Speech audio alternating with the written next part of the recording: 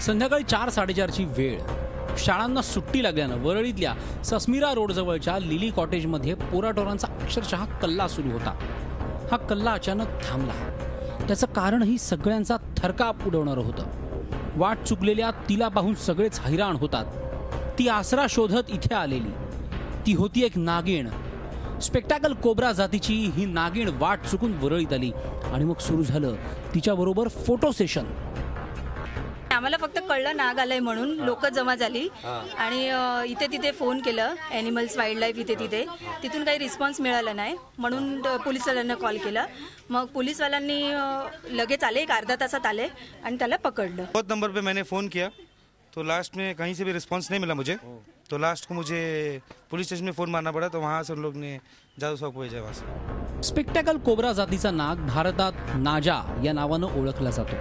अतिशय विषारी जातीची ही नागिण आहे. लिली कॉटेजमध्ये सापडलेल्या मादी नाजाची लांबी 5 फूट इतकी आहे.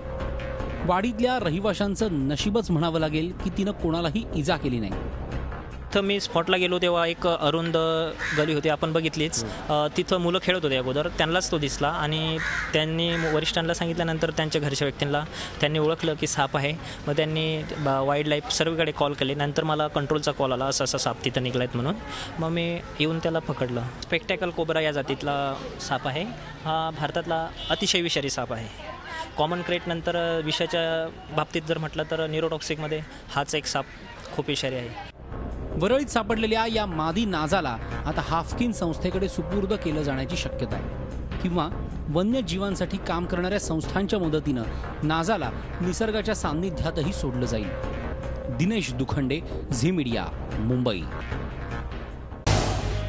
झी 24 तास रहा एक पाऊल पुढे.